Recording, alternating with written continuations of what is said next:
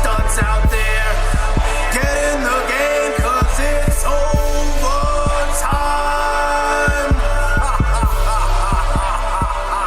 Welcome back to Overtime Fantasy, where we go beyond the whistle to bring you home a fantasy championship. I'm Mike Kinder, along with Tyler Jeffries, and we have two gentlemen on the lame train. I feel like Phil's on the lame train every Monday. Yeah, I don't know. I think the last Monday that Phil's been here was either September or maybe October. It's been a while. We miss him. Yeah. You know, I feel like he's leaving us. Like 1 foot out the door. Yeah. What's that? Like, is it Evanescence song? Where'd you go? I have no idea, but don't ever sing again. I miss you so. Man, but now Dan's got an excuse. Dan has a baby about to come out any minute. Yeah. Dan is putting together his baby's new baby's room, I believe. I think he's doing some touch ups on Alana's room and starting to get everything ready for the baby that's about to come. Yeah. And Phil is actually working 12 hours a day, so he's a little exhausted and has to get up super early tomorrow. So we just give him hard times. Yeah, absolutely. It doesn't stop you from riding the lame train when you miss one of these podcasts. Oh no, I was sick and I still rode the lame train. That's right. So without Dan, we're not going to do any overreactions. We're not going to do a fantasy stud of the past. There's no point. I mean, it's just me and you. Yeah, you don't want me to guess Torrey Holt and then we do a gallon chug again. No more gallon chugs. I'm glad that's finally over. That's a weight lifted. So it's just going to be you and I. So it's just going to be, we're going to talk about waiver wire pickups, who I like, who you like, and we're going to end the show. So we're looking at maybe a half hour. Well, I think we need to talk about what happened with some of these disappointments, like Phillip Rivers. Oh yeah, going against Cincinnati, man. Right. He only puts up 18 points for you, and I know that hurt a lot of fantasy teams, especially if you're going against like a Tom Brady. Yeah, and I'm sure there's some people out there that sat, a really nice quarterback like a Dak Prescott. Yeah, somebody that sat like a Dak Prescott or something to play Phillip Rivers, only to be upset.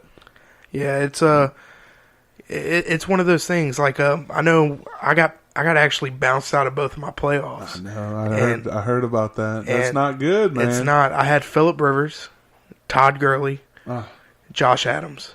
Good night, dude. Like with that lineup, you look at something like that. That just goes to show you anything can happen any week. Like in my main league, I have a nice team. I have a really good team.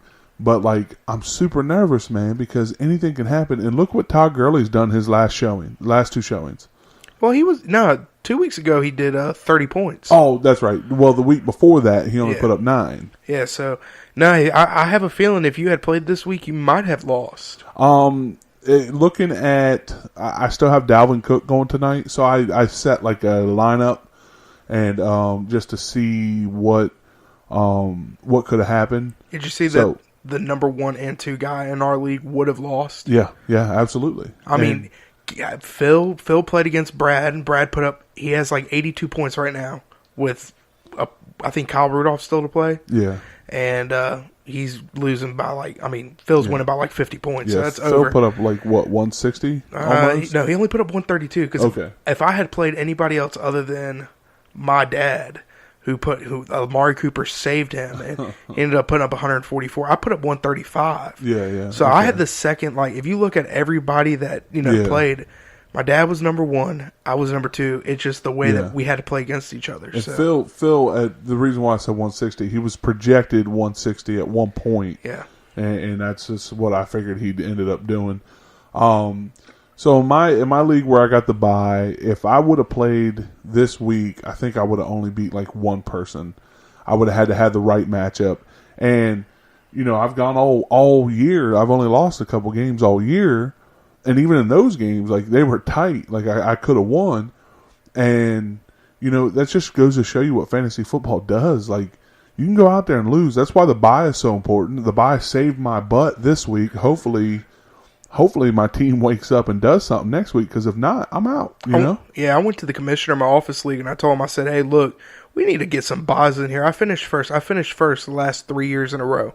Yeah. And there's no buys. Yeah, that's rough, yeah. I mean, I only get a couple losses every year, but I mean, my team, I think it's every year for every team I have. Yeah. If I don't get a first round bye, I usually am out first round. Right. It's just and it's like, if you don't, you can go all year and not lose a single game all year, and then come out and just lose one in the playoffs, and you're done. Like, I mean, it's tough. It's a tough way to go about it. I think what this showed us is, if you are playing against, you have a running back or a quarterback or a receiver playing against the Bears defense, try not to play them, even if it's Todd Gurley.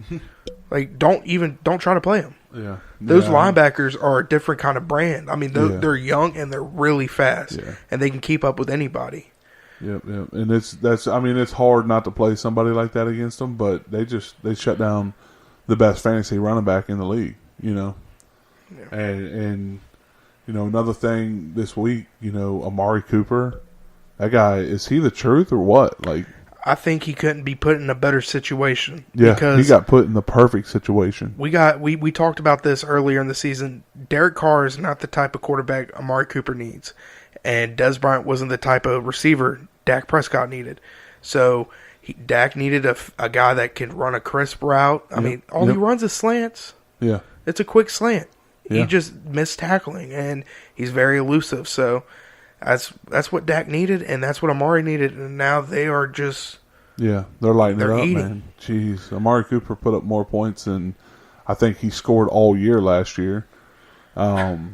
He's looking good. Saquon Barkley's looking phenomenal. You know what's a crazy stat that I saw today? What's that? The first 4 years of Eric Ebron's career in the Lions, you know how many touchdowns he had? Combined. In the first 4 years? All total, yeah. 5? 11 touchdowns. 11? You know how many he has this season? Does he have 11? He has 12. Good night, dude. That's crazy. I mean, it goes to just show you, like, the difference in that quarterback throwing the ball, you know? Andrew Luck really likes Eric Ebron. And when it's not Eric Ebron, he likes Jack Doyle. He really likes using that tight end, man. I mean, hopefully the people listening listen to us, because I know it got redundant when I was talking about Eric Ebron all year, but that was when he was low owned, and I said trade for him. Like, that guy is going to be a difference maker at tight end, and you could get him cheap. It's just because you have to look. That's what I need to do next year more often. I need to focus on what team throws to what position more. What position, like slot receivers, because they're typically not your number one receivers, but who throws the slots? Because like you can get a guy like Adam Humphries in the 13th round, and to where like a guy like Larry Fitzgerald, he went in the 6th round this year and he's not doing anything. It's not always about the number ones. Yeah, but so you're done in every league. You're not in anymore. Well, all of my money leagues. Yes. Okay. I have. It's weird. I have a league that I'm set up with a lot of friends. Yeah. And it's 2 weeks for every round. Oh, that's pretty cool. So I'm actually winning. I won week 1, but that league, it's crazy because I have Saquon, Melvin Gordon, and Joe Mixon. Oh wow! But Melvin Gordon's been out. Melvin Gordon. So there's actually leagues out there that I've heard about that go regular season all the way through week 17, and then in the playoffs they get to keep like 2 people on your team, and then everybody else goes in a pot and you redraft for the first week of the playoffs, and then the next week you get to keep like 1 or 2 people. Everybody else goes in a pot and you redraft again. And I've heard of leagues like that, and I was like, man, that's kind of cool. Like I prefer my traditional week 14, 15, 16 being the playoffs, but when you think about other styles, like you said, where you go 2 weeks per round, that's kind of cool. Like those ways of doing the fantasy football is kind of neat. I'd only been in one other league that did 2 weeks per round, and I would have rather had the 1 week per round, because I think I went into that week, the second week, the last week of the championship, and I was up by, I want to say 68 points. Oh, yeah. But the guy had an off week, and I knew he was going to have an off week because of the matchups. Yeah. So, but the next week he was going to just have a monster week, and we ended up literally tying. Oh, wow. I think I remember talking to you about that. I was like, what would you do? And the guy, I mean, he never gave me my money. We got problems, but I mean, we were supposed to split it, but yeah, I mean, it's just weird because you should never end in a tie for a fantasy, championship. I think in that situation, the money gets split. Like if you ask me, the money gets split straight down the middle, and the trophy is where it doesn't end in a tie. Like the trophy to me would go to best record. Not best record. You could either do that. You could either do best record or best head to head. So if you tied in the championship, but you only saw each other one time in the regular season, and you won, I would say that you get the trophy. Yeah. But the money gets split because when it comes down to it, it's all about the money. And there were some people that could, possibly disagree and say that both names deserve to be on the trophy as well. But in my opinion, college football doesn't go into a tie ever. And NFL, when it comes to the playoffs, you don't go into a tie. So, that's how you got to have some type of tiebreaker in there. Yeah. So, but no, it was a fluke week. I think. Yeah. I think this week you'll see a lot more, matchups where your players are going to get back to reality. Yeah. I hope you're right. I hope that the bye week saved my season. I hope I'm wrong. I hope you're out, so you can feel this pain and disappointment. No, I felt this pain. I felt the pain before. Normally, when I have like a really good team, I just seem to get third place. But like when I have these teams where it's like, man, I'm not real comfortable with my team. Somehow I make it to the playoffs. So hopefully it's not the case this year. Hopefully my team performs well. I face Phil in my main league. I face Phil in the semifinals, and then that determines who's going to the championship game against one of two guys. I don't think you know either one of them, but. So that'll be interesting to see what happens there. So, good luck to Phil, but I hope that he has a good game, but I hope I have a better one. Nope, Phil's on the lame train. Phil's on the lame train. Phil deserves to lose. Yep, that's official. Yep, it's official. Right here, you heard it first. Overtime Fantasy. Overtime Fantasy, Phil's losing. All right, let's move it on. We're at 12 minutes now. Let's talk about these waiver wire pickups and get out of here, man. Yeah, let's do it. You want to start off at running back? Yeah, let me start at running back. Excuse me, sorry. So the running back I have is Darren Sproles.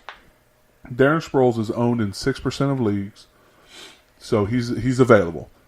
With Sproles, like he just seemed to the last 2 weeks since he's been back, he's found the end zone. So he has a touchdown in each of the games. And Corey Clement got hurt last week, so you're going to probably see an uptick in volume for Darren Sproles. I think they're going to get to use him a little bit, and let's not forget that offensive line is still good. Josh Adams is still in there, so he's not going to be the number one back, but he's going to get the passing down. He's going to get, a lot more work now that Corey Clement is out. And even when Corey Clement was in there, he was fine in the end zone. So I like Darren Sproles as a pickup this week. I actually like Darren Sproles over Josh Adams, and I don't know if that's just because I'm very salty about him only putting up 3 points for me, but Darren Sproles, man, they look like they use him a lot more than Josh Adams, even though Josh Adams is technically the starter because he's out there for the first snap. I mean, Darren Sproles comes out there 2 plays later, and he's out there for 8 plays. I mean, it feels like. Yeah. And every time they get into the red zone, it's always Darren Sproles. It's never Josh Adams. So I really like that pickup. And before Sproles got hurt, he was getting utilized quite a bit. So I think with these next 2 weeks, he might have a chance of getting in there and getting some volume and getting some good fantasy points for you. Yeah, definitely. My pickup is going to be a guy that's 7% owned in leagues. Elijah McGuire. Isaiah Crowell re-injured his toe. It's the same toe injury he's had. Yeah, and that's been bothering him for quite a few weeks. And I don't know if you saw the tackle where it happened, but the person that tackled him landed on his foot while his foot was like in the turf. So it looked a little more rough than what the Jets are making it out to be. I can see Isaiah Crowell missing a couple games. Yeah, but I mean, Elijah McGuire made, the best of his carries. I mean, he had 60 yards and a touchdown, and he was utilized in the passing game as well. And this was against a tough Bills defense. I really think that he could be a pickup and a flex. And, I mean, he could do something. I mean, if I had played him instead of Josh Adams, I would have won. Yeah. But you would never have thought that going against Buffalo. Nobody would have ever done that. But now looking into it a little deeper, Elijah McGuire is being utilized more and more frequently than guys like Josh Adams and, I mean, Austin Eckler. And you know, that's another person that got injured is Austin Eckler. Yeah. And we got to keep an eye on Melvin Gordon, if he's going to come back this week or not. If not, Justin Jackson's got to get picked up. Yeah, and Justin Jackson may not be available in too many leagues. I know that he was a big pickup last week, but if he is available out there, he's worth a pickup. He's owned in 54% of leagues. Yeah, so that's a little more than half. Yeah. So that means if you're able to pick him up, you know, don't if you see that Melvin Gordon's not gonna, if it comes out early, he's not playing this week. Yeah. Austin Eckler just got hurt. Go snag Justin Jackson. Yeah, definitely. I totally agree with what you're saying there. So, on to wide receiver. I got a guy that I was talking about earlier in the season as a stash just to see what happens, and that's Dante Pettis. Now, I am guilty of dropping him. I mean, you got to perform to hold a bench spot for so long, and it took him until right now to actually look like he's doing something. Dante Pettis, he's been killing it. Last week he had 2 touchdowns. This past week he had a touchdown. And he's being utilized in that offense. And I think for a waiver wire pickup this late in the season and playoffs, you can't get much more production than Dante Pettis right now. It looks like Nick Mullins is searching for him. Yeah. Yeah, Dante Pettis is a really talented receiver. I like that. We have talked about him. How many percent of leagues is he owned in? Because we've talked. Yeah, we've talked about him the past few weeks and everything. Is just talking about, you know, this is a guy to kind of pick up and see what he can do. You know, you don't want to wait for a guy this talented on the waiver and just leave him out there, because a week like this can happen and you may not even get him. 46% of the leagues. Yeah, so he's scooped up in a lot of leagues, but if he's out there, he's definitely worth an ad. So I have somebody that's out there in a little bit more leagues. He's only 7% owned, and it's Deshaun Hamilton. You know, so with Emmanuel Sanders out, we weren't sure what was going to happen. Is Cortland Sutton just going to get everything? You know, is it going to be the tight end? I can't pronounce his last name. Lacoste, whatever. Is it going to be him? But Deshaun Hamilton come out. He had 9 targets this week, you know, and he's the guy that's going to benefit the most with Sanders being out, you know. They got to have another receiver in there, and they put him in there, and he did all right. Yeah, he was looking good out there. I mean, you have to have more than one receiver to throw to, unless it seems like you're in Detroit. Yeah. So. Yeah, right. But I mean, Deshaun Hamilton, he is a guy that you could pick up too as well, and he's going to be a difference maker, especially with, you know, matchups, because Sammy Watkins, we don't know how long he's going to be out. There's talks about him being out until playoffs for the actual NFL. Yeah, yeah. And them just resting him, which would make sense because they're not worried about fantasy seasons. They're worried about... Now you know Sammy Watkins plays for the Chiefs, right? Yeah. Well, you're just saying as I said, if you general. have like Sammy Watkins, okay. You know, and you're having him on your bench, and that's a guy that you use in your flex. Yeah. Same with like Marvin Jones and everybody.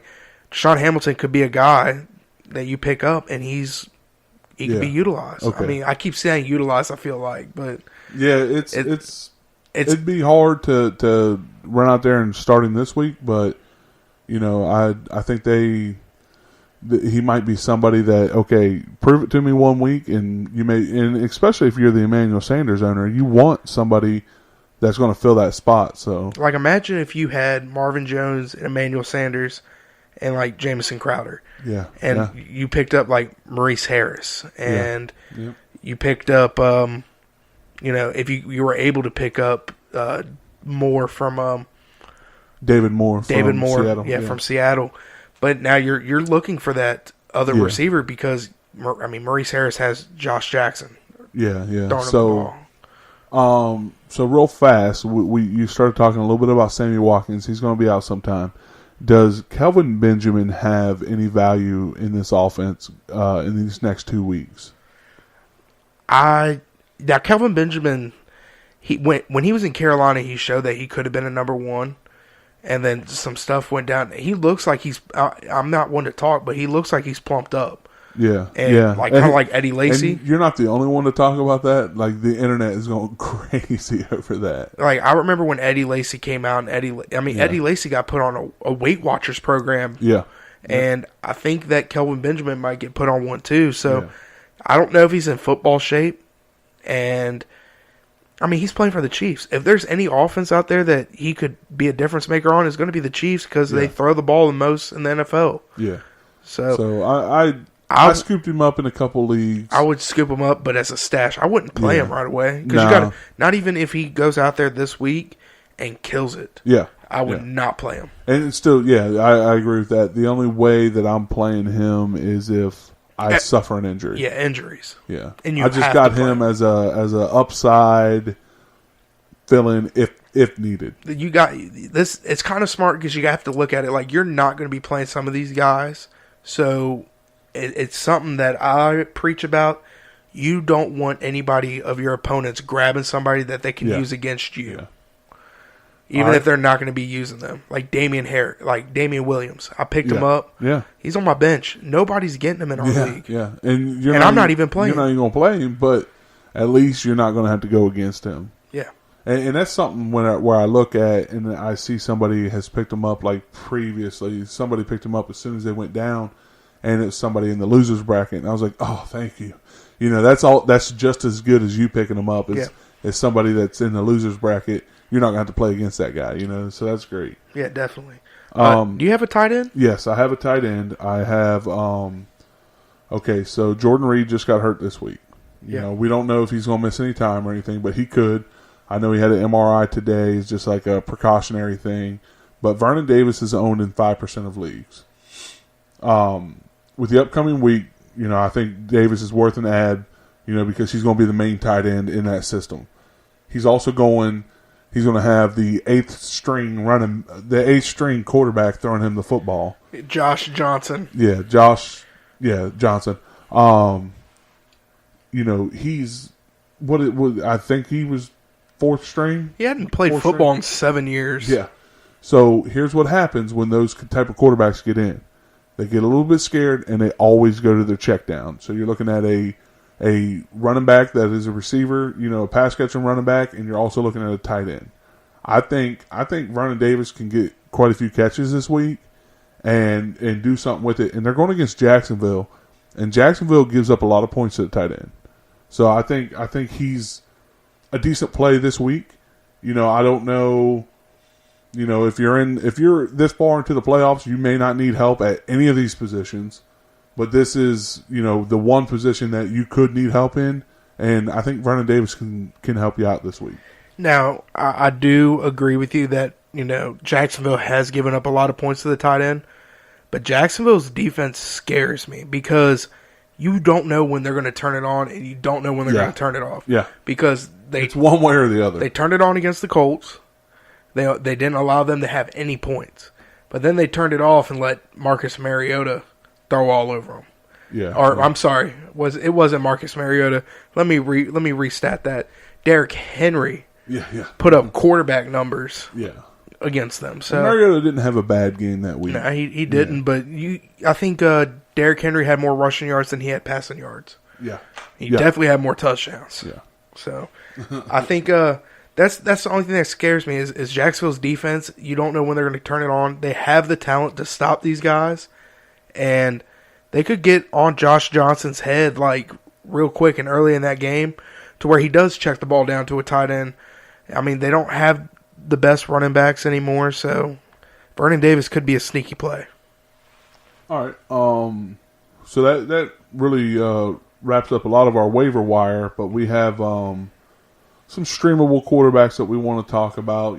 Somebody that you may not be picking up on waivers, but somebody that you may wait and pick up on free agency. Once again, being this far into the playoffs, you might already established your starting quarterback, but that is also another position that you could be picking somebody up in. So we're here to help you with that. We got a couple quarterbacks that we're going to talk about. Who do you want to talk about? You know what? Next year, I think I'm going to do a league where I just stream a quarterback. I mean, I usually pick my quarterback in the 10th round anyways, but I'm really thinking about not picking up a quarterback until maybe the 15th round this year. Yeah, guess you know who that quarterback was this year? Patty Mahomes. I'm Patty Mahomes. Now, this guy right here, you could pick up and start, even off waivers. Josh Allen. Yeah. I mean, Josh Allen, I remember when he came in the league, everybody was telling everybody, all the analysts were like, he's straight trash. He's inaccurate. Yes, he has a deep ball, but he couldn't hit water if he fell out of a boat. So, Josh Allen, man, I mean, he's looking really good, and he's got some wheels to him. Yeah. And he really does remind me of a Mitchell Trubisky type of player that can throw the ball 60 yards farther than Mitchell Trubisky. So, I really like Josh Allen, man. I really do. I think this is a guy that you could pick up and start in these playoffs. All right, so going into this week, the 2 previous weeks, since he's come back, because he was out on injury for quite some time. I talked about this. Last week I talked about Josh Allen twice. I talked about him in the waiver wire segment, and I also talked about him of our starts and sits. I looked up his stats. Start him? Huh? Did you say start him? Yeah, I said to start him. I looked up his stats, and he had, in one game, he had 99 yards, and in the other game, he had 135 yards rushing. So in the 2 weeks, he had, 234 yards rushing. Last week, he had another 101 yards rushing with a rushing touchdown. And especially if you're in a league that only offers 4 points for passing quarterbacks, this guy he's almost guaranteed to get you a touchdown on the run. I think he's a great ad. He's giving you good points on the ground. That's 10 points alone, plus the extra touchdown there. That's 16 points just on the ground without even throwing the ball. I could be wrong, but I believe I heard a stat today that said he broke Michael Vick's rushing record.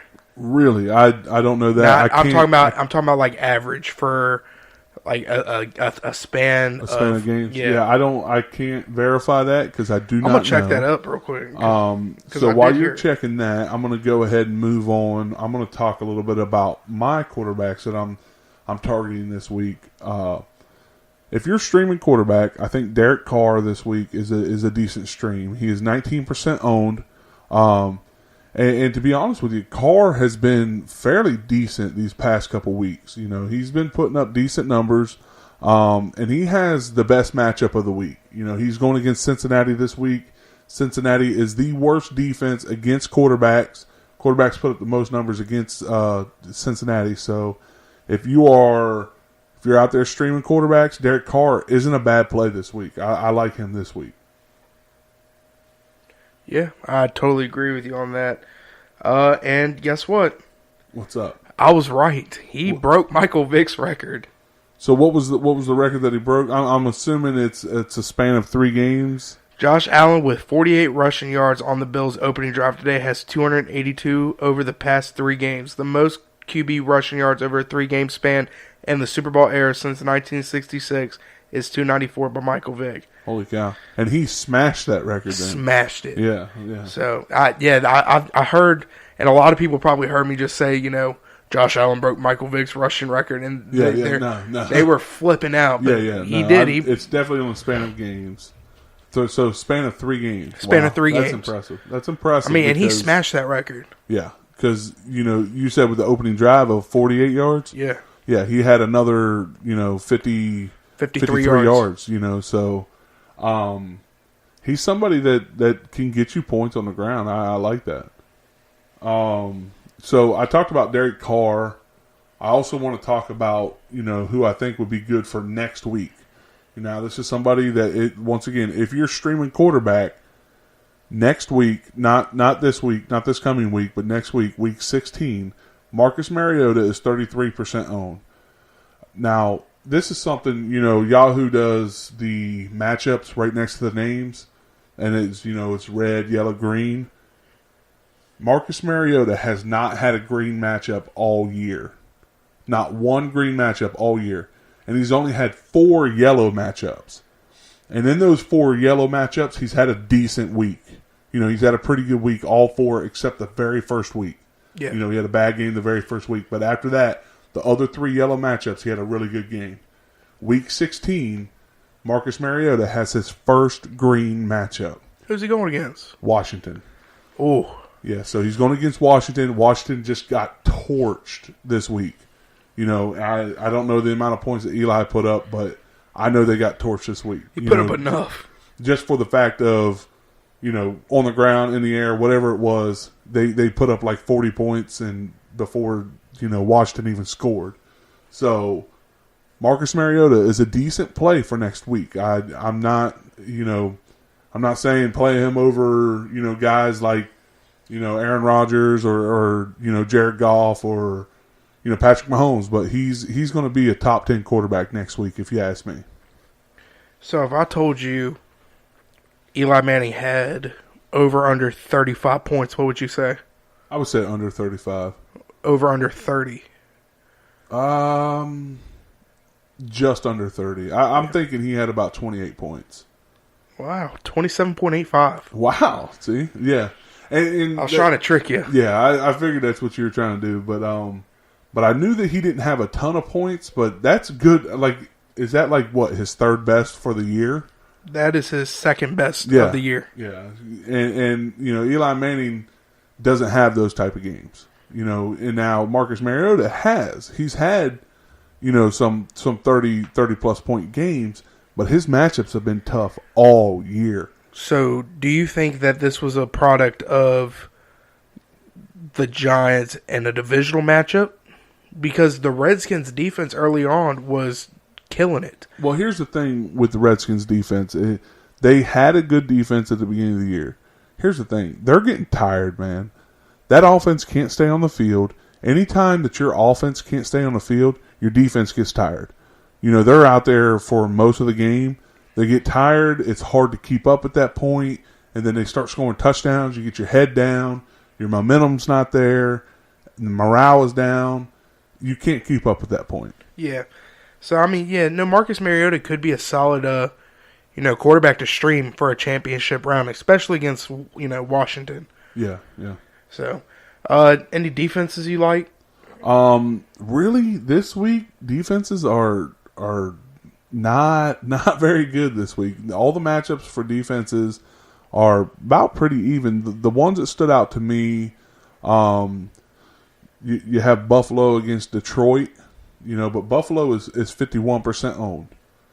So they may not be out there, but if they are, that's the best streamable, because I say streamable because, everybody's got the Rams, everybody's got the Eagles, the Jaguars, the Texans, all that stuff. So the Bills were the best streamable option I saw. Then maybe, Cincinnati and Oakland are playing each other. That can go one of two ways. That can be a shootout, two bad teams going against two bad defenses. Could be a shootout, or two bad teams going against two bad defenses. Could be a shutdown, So those two going against each other were the only other one that I saw that I thought might be streamable, maybe. Yeah, if you're desperate. I really don't like the matchups this week because a lot of people are, they're all over Dallas right now. Dallas's defense playing lights out football. I mean, they're going into Indianapolis, and it's not even me just being a Colts fan, but he does average 3 touchdowns when he does play in Indianapolis. So that's going to be a difference maker right there. Dallas's defense against Andrew Luck. Yeah. Also, and Dallas's defense has been playing pretty well, but like you said, with Andrew Luck playing at home, him averaging that much. He hasn't played any, he's played some easy matchups, but they all haven't been easy matchups. So yeah. Another team I kind of like is Cleveland, man. Cleveland's playing against Denver. Yeah. Yeah, I mean, I can get on board with that. I don't hate that. Cleveland's defense has been, pretty good all year. They've been decent. They get turnovers is the thing that they get. They get a lot of turnovers. It's just their offense doesn't do a whole lot with them. But, here the last few weeks they have been, so. I'm going to tell you a sneaky play right now for defense, and you tell me if you like it. I really don't care if you like it because I do think it's sneaky. Really hate you. Miami Dolphins against Vikings in Minnesota. That could be a very sneaky play right there because Kirk Cousins has not looked good And Miami defense has been looking pretty good. Yeah, Kirk Cousins loves to throw the ball to the other team. He's, like you said, he hasn't been looking good, and Miami's defense has been. So I do agree with that. I don't mind that as a streamable option if you have no other option. Yeah, but like I said, I do like Cleveland's defense the most this week. Really? I just have a feeling that Denver is going to do what Denver does. Yeah, okay. And Cleveland has a very good defense. Yeah. They have a very good defense. So yeah, they have been looking a little bit better this year. And they showed you what they did without Denzel Ward this week. Yeah. So. And so when Cleveland here in 2 weeks, I'll be there watching them play against Cincinnati. So I'm really hoping if they get a win, if they just get one win for these next 3 weeks, I'm hoping that it's week 16 when they play Cincinnati. I got a question for you. How are you going to feel if they went out until week 16 when you go to Cincinnati and y'all are like on playoff berth, and if y'all win and go to the wild card, like that would be a crazy game to go to. Ripping my shirt off and running across the field. I thought you were going with no shirt. No, I don't know if I'm going to do that or not. I don't know. It's still up in the air. I thought about that. I thought about getting like a Santa suit and going to Santa Claus. And then I also thought about making a bunch of signs with shout out Josh Williams. So we talked about making a whole bunch of like, Jeff Driscoll still collects Beanie Babies type signs. Oh. Those type of things. Jeff Driscoll still has dial up internet. Something like that. Oh man, that would. So we have a chat. Josh and I have a chat with like 50 to 60 of these that I'll read to you after the podcast here. And a lot of them are really funny. Some of them are like, all right, because we're just brainstorming. Like if it comes to our head, we send it to each other. Yeah. And there's some pretty good ones on there that we might end up making a sign and having like 20 to 30 signs and just kind of flipping through the signs throughout the game because we're right behind the goalpost. You better bundle up. Yeah, it's going to be cold. The 2 week forecast right now shows that it's going to be about 33 and snowing / raining. Yeah, you know what? That was actually the forecast when I went to Baltimore last year on Christmas. Yeah, because I went and saw the Baltimore versus Indianapolis. Right. I remember that. Even though Andrew Luck was out and Jacoby Brissett was in there, I mean the Colts almost pulled it out and. All the Baltimore fans really... I mean, I got told I was going to get shanked by the guy sitting next to me. He told Madeline, you better pipe your boyfriend down before he catches one in the ribs. And I said... Good night. Well, I said, first down. That's well, all right.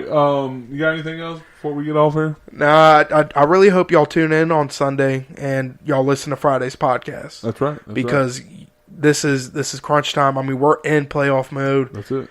And now I can just do nothing but focus on y'all's teams, and that's all that matters to me now. So let's get it. Let's get this dub together. That's right. So thank you for listening. Thank you for tuning in. Thank you for the support. We got a lot of people that support us. We really appreciate that. We really appreciate all of you. If you want a personal shout out on the podcast or on the Sunday Facebook Live, just let us know. Hit us up. If you got any questions you'd like to ask, hit us up. Leave us a voice recording on Facebook. The Facebook Messenger. Leave us a voice recording. We'll answer those on air and go from there. So we appreciate all the support. Thank you. Yeah, definitely. Our fan base is picking up, and we appreciate every single one of y'all. Absolutely. Most of y'all have been here since the beginning. And y'all are gonna watch us grow, and we're gonna grow together. That's what's gonna happen. That's it. Thank you for listening. All right, guys. Deuces.